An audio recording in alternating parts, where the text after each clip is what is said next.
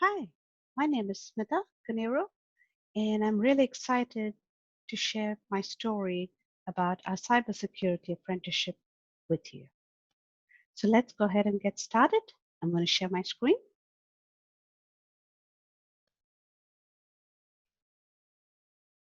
So a little bit about me. I've been working in IT for quite some time. I started my career in Novell Technologies, and then I moved on to learn about Microsoft technologies and work with those products. I joined Lilly in 2018, but for 18 years before that, I was at Purdue. There, I architected different solutions like SCCM and PKI. I also conducted migrations to these. My favorite project was architecting, designing, and building Boiler AD, which is the Active Directory forest that's now used by Purdue, along with all the tools and documentations for it. This enabled them to go to Office 365. I've always had a passion for security, and besides obtaining various security certifications, I've also mentored a science class. I really enjoy mentoring, and the Cybersecurity Apprenticeship program at Lilly has enabled me to combine both these interests. One small story about my work at Purdue. Both my kids went to Purdue, and when my younger one got admission, my daughter said to him, "You do know that mom can change your password, right?" You should have seen the look on his face. He thought he was getting away from mom. He was not. So let's move ahead. As we know, the number of breaches keeps increasing from day to day, and one can almost get tired of hearing this and tune it out. But we know we can't because the statistics are alarming. In 2018, there were 5 billion records exposed for that year, according to riskbasedsecurity.com. In 2019, in the first half alone, there were 4.1 billion records exposed, which was a 54% increase versus the first half of 2018. And then in 2020, there were 8.4 billion records exposed in just the first quarter of that year. This is a 273% increase from the first half of 2019, according to securityboulevard.com. As we know, these breaches can affect a number of things. According to Gartner, by 2022, cybersecurity ratings will be as important as credit ratings when assessing the risk of business relationships. But we know we don't have to wait until 2022. Cybersecurity ratings are already important for a company. Just look at Bitsight.com, which is a cybersecurity ratings company. It analyzes cybersecurity ratings and provides these to banks and insurance companies, among others. According to the AME Group, studies show that 29% of businesses that face a data breach end up losing revenue. Of those that lost revenue, 38% experienced a loss of 20% or more. A non-functional website, for example, may cause potential customers to explore other options. And customer trust is important. A data breach could mean game over for a brand. According to Business Wire, 81% of respondents would stop engaging with a brand online following a data breach. There's no question, businesses risk losing customers and damaging their brands if they lack strong, transparent data protection practices. We all know how Merck had some of its operations shut down by the NotPetya attack. According to Inquirer.com, NotPetya so crippled Merck's production facilities that it could not meet the demand that year for Gardasil 9, And as you know, Gardasil 9 is the leading vaccine against the HPV virus. It took Merck 18 months to replace the cash, valued at $240 million. Companies invest more and more in security. We all know that. But there's still something that keeps causing these breaches. Shadow IT used to mean a server under an admin's desk. Surprisingly, these still exist. But the scope has changed drastically to also include accounts with different cloud providers. And old systems continue to be used. There are plenty of institutions that have a system that has not been upgraded for years. Not only are these vulnerable to attacks, they also prevent other secure processes from being implemented. How many times have you heard of instances where you cannot implement secure processes because it'll break that $1 million microscope or shut down that manufacturing equipment?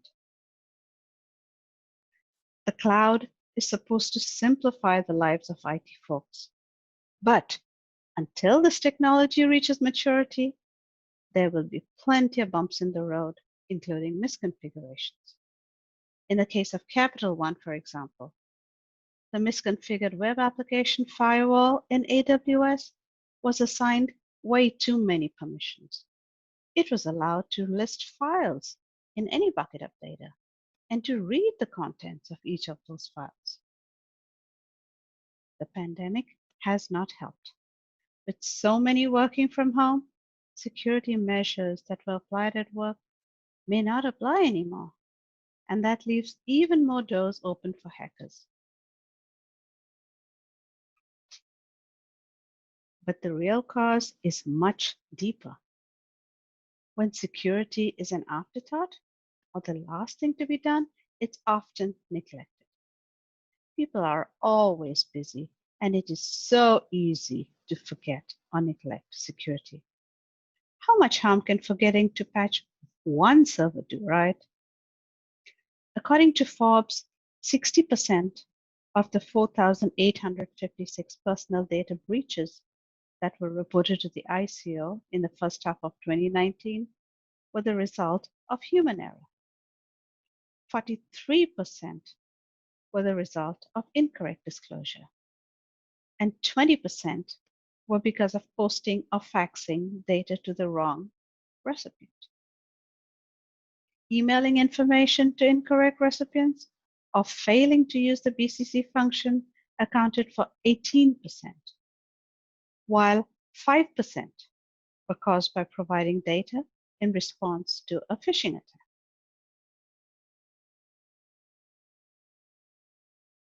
The defense in depth principle needs to be implemented everywhere.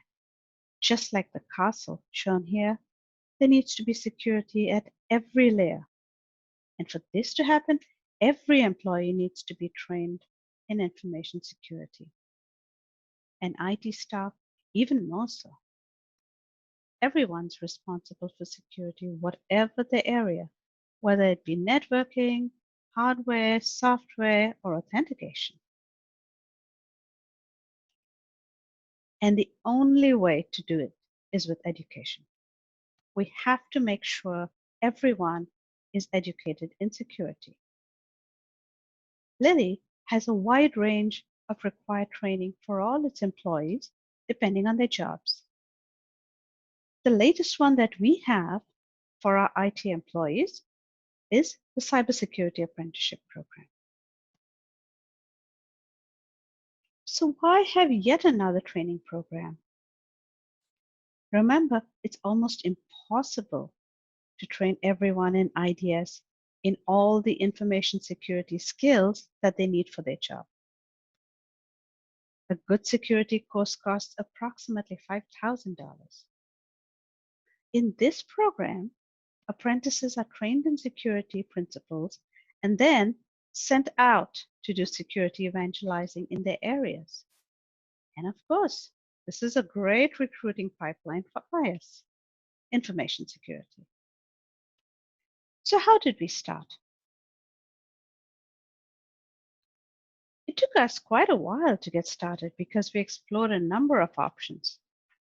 We looked at using Coursera, SANS, Percipio, and Purdue's online offering for the apprenticeship program. I do need to mention that currently at Lilly, folks do use SANS, but they use it for individual trainings. Percipio is also available to Lilly employees. So we spent quite a bit of time on this and finally came to a decision. We decided to use Purdue's Design for Security badge. So let me tell you about the actual program that Purdue offers. As you can see, the program, the Design for Security badge program, is divided into 4 courses, and they span a range of topics. The topics include information security models and principles, secure development principles, security metrics, risk assessment, authentication, access control, cryptography, and standards and regulations.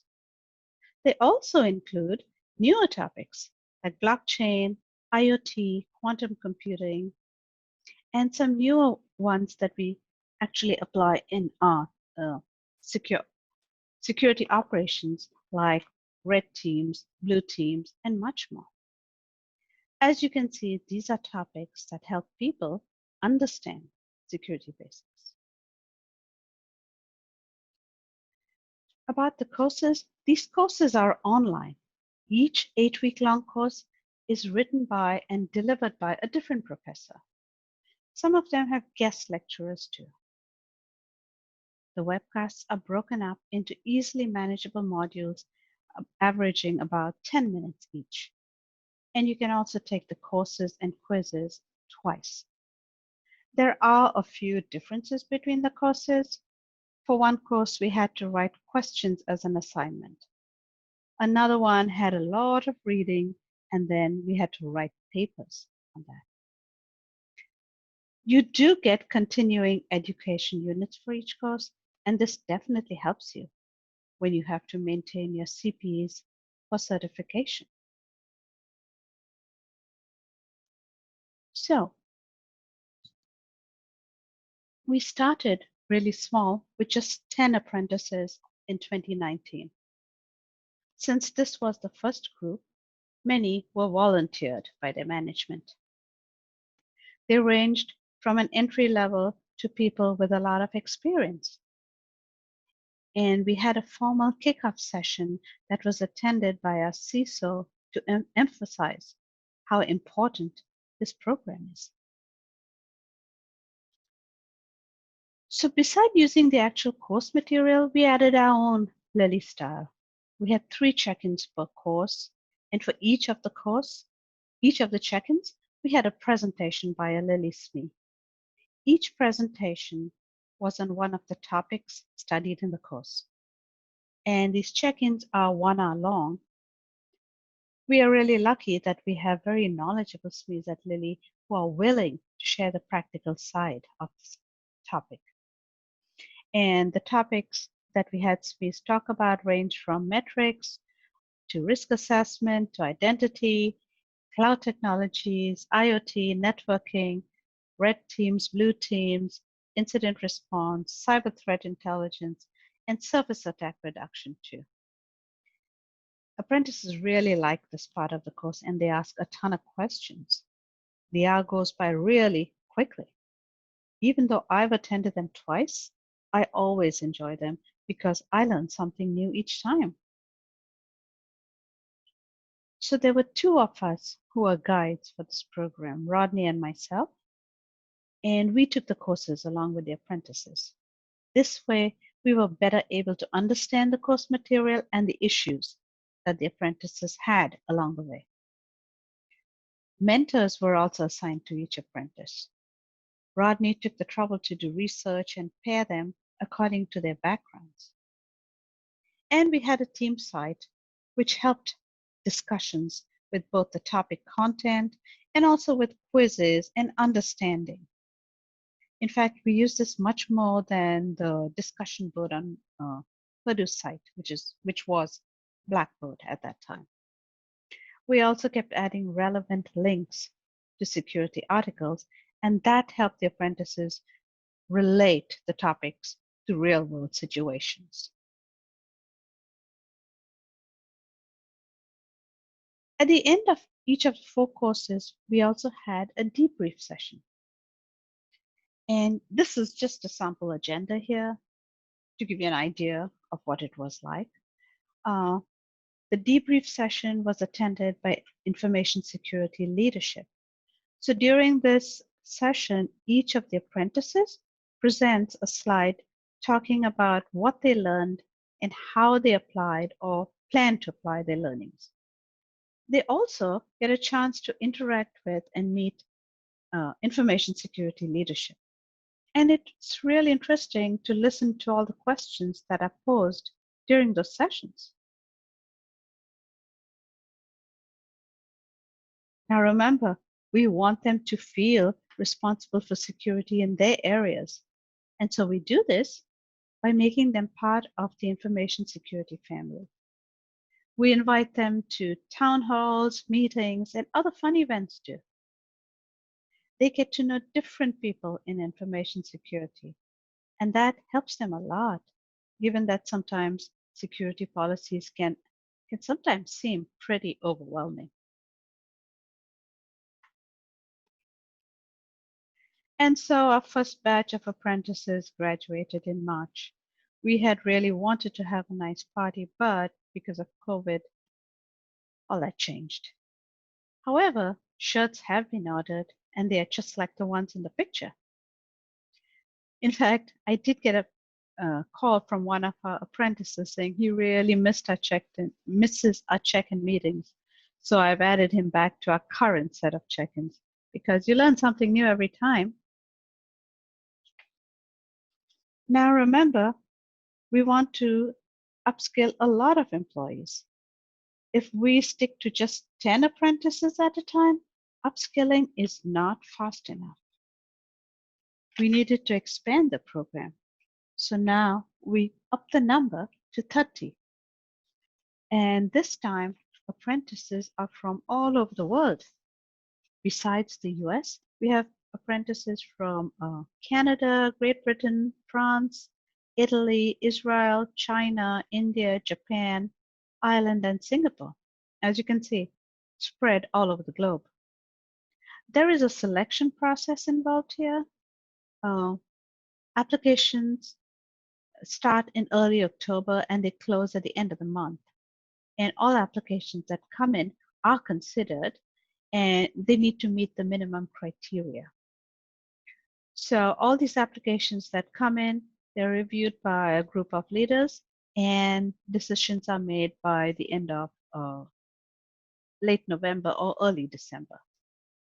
And the minimum criteria includes a minimum of 2 years of IT experience, acceptable performance level, supervisor approval, and support, because this does take time and we want the supervisors to realize that they need to complete this. If they are currently participating in another program that takes up a lot of time, then they are not encouraged to take part in this.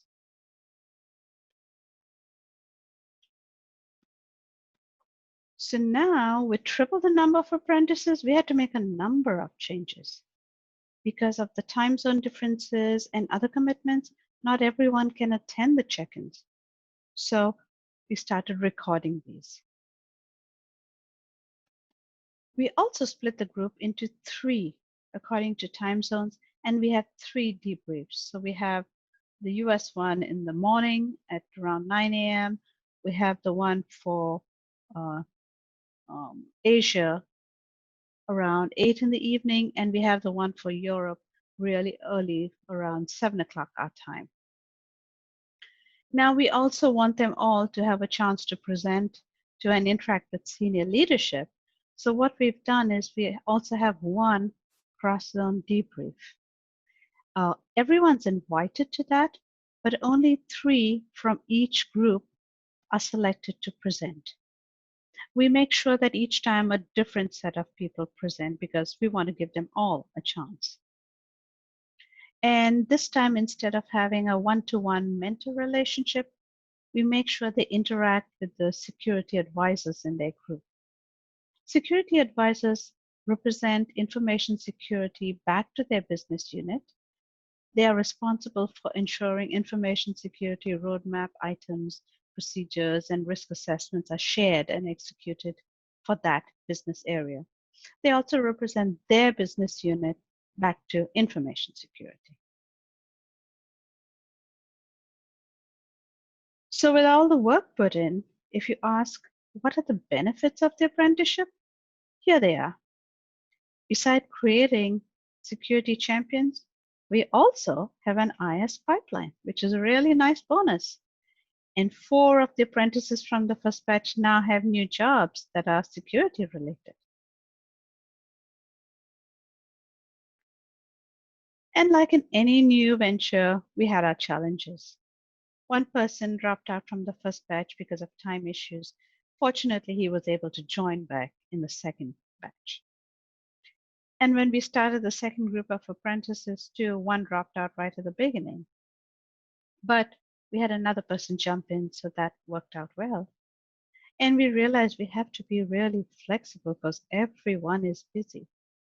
So that's why we realized that everyone cannot attend check-ins, so we arranged for recordings and posting those presentations.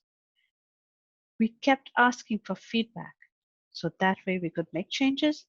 In fact, one of those was that we actually had to reschedule our check-in timings to make sure that the content that the students were learning was covered before that presentation. And we realized that language can really be a barrier. During one of our debriefs, we learned that one apprentice from outside the US had to spend quite a bit of time looking up the meanings of that word, of words. And the different time zones in countries made it difficult for us to actually do the scheduling of debriefs and check-ins. And we realized that we have to remember that different countries have different holidays. For example, now we don't have check-ins on Fridays because it's a holiday in Israel. What really helped us is we have a really good relationship with Purdue Global. We kept giving them regular feedback. They were always willing to listen, and they have made a lot of changes based on what we have told them. What makes this program really worthwhile is listening to the apprentices during our debrief sessions. Jamie has implemented MFA. Kathleen has worked with Marcel to understand actual risks when evaluating a support quote. Stephen has understood the importance of monitoring database activity, and Andrew plans to segment his home network. Hui understood the importance of upgrading firmware, while Linda has better questions for vendors she meets. Harry better understands incident escalation and has also helped set up the DR plan for his site. Simone can understand requests for privacy and security now. Jorge now has connections to SMEs to ask for help. And Sharon now understands that stakeholders need to be asked many more questions. In fact, one guy who's a real geek uses quantum computing as an icebreaker when he meets new people. You can tell he is a geek. And what did we learn? We learned that we really had to keep emphasizing the time commitment required in this course. This does take up time, and one person had dropped out due to time issues. We also had to be flexible because of the different time zones, so we had to arrange for recordings and posting presentations. I asked one of our senior directors for feedback. He always attends our debrief sessions, and this is what he said. And it aligns with with our goals for this program. And a big thank you to Rodney, who spearheaded and led the apprenticeship program. And now we move on to questions. Thank you.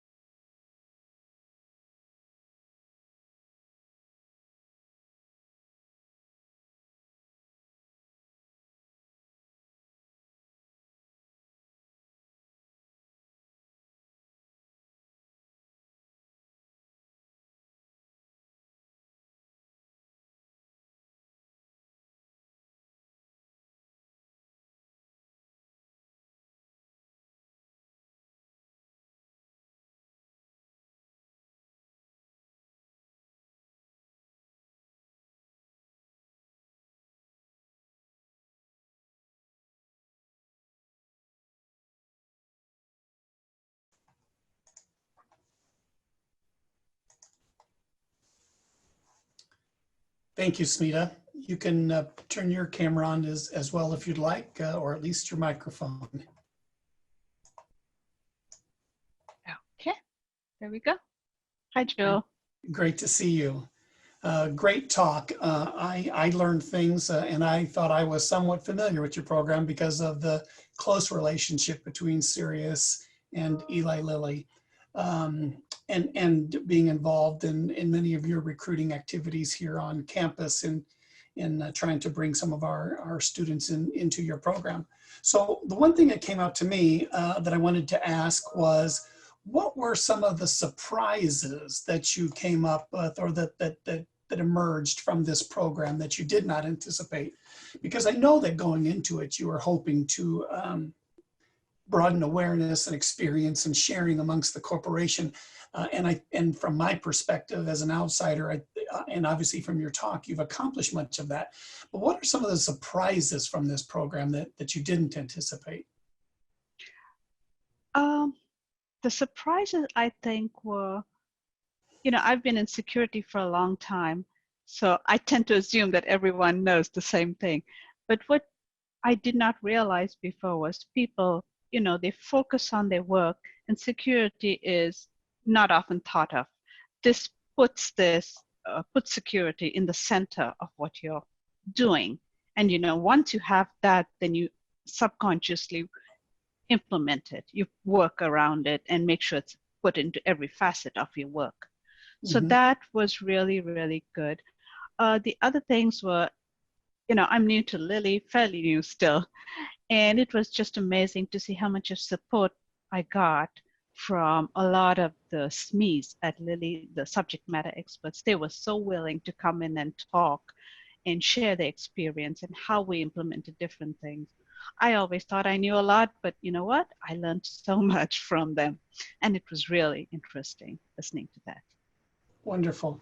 So I know that that you and Rodney and a number of other Eli Lilly folks have participated in the Design for Security program that was developed here at Purdue with support from Intel and other organizations. And we're happy to be working on that, and you've provided great feedback. But I'm interested in your collaborations, or Lily's collaborations with Purdue Global, one of our sister organizations that that we do have a relationship with, but we're very young. CERIAS is very young in its relationship with Global, so that you're utilizing that. So how did that come about? Was Lilly provide feedback to Purdue Global on shaping some of this content that they're now offering? Yes, so once it started, because this was new for us, it was also new for Purdue Global. So it was good because both of us kept getting together and we would share our feedback, you know, tell them, this is what we saw, maybe you could change this, things like that. And what was nice was they really listened and they tried to change things. Of course, you can't change everything, you know, but they did listen and they have made changes. So that really has helped. Great. So for our listeners who may not be familiar with Purdue Global, there are a number of online programs that Purdue is involved in. So Purdue Online has primarily been an initiative of some of the STEM the STEM disciplines here at the main campus. Purdue Global is the online only campus that Purdue acquired a few years ago and then rebranded and has developed new curriculum for it to better align with what is expected from a Purdue education. And they do have a cybersecurity degree program that starts at the associate's level and goes all the way up to graduate degree programs as well. And it's one of the reasons why I think 2 weeks ago, that Purdue received notice of being one of the most innovative, I think the #2 innovative university in the nation.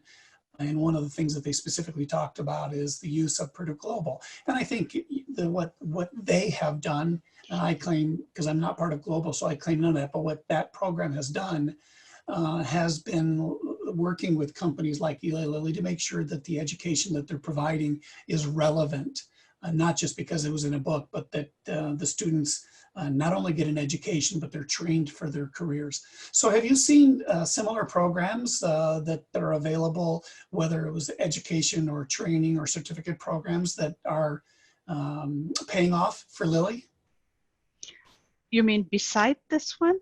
Yes, besides working with Purdue Global, other programs that are supporting your initiatives in this program, in this Lilly program. So for this particular apprenticeship program, we're only leveraging Purdue Global, but Lilly does utilize other companies. Like I mentioned, SANS, you know, people do take those courses individually. For Scipio, we have an agreement with them, so their course matter is available to us. So those are the ones we also use.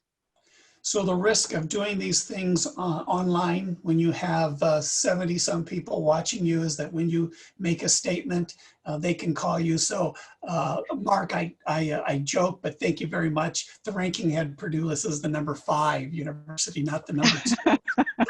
So I was off in my numbers, but just 3. That's right. But the statement is correct, is that they are innovative in trying to work with industry to make sure. Right, so in addition to the surprises, have you seen that this program is helping with retention of your new employees? I know it's still a fairly young program. I don't know that I would speak to, well, retention. I think I mentioned 4 of our employees have moved into security related fields.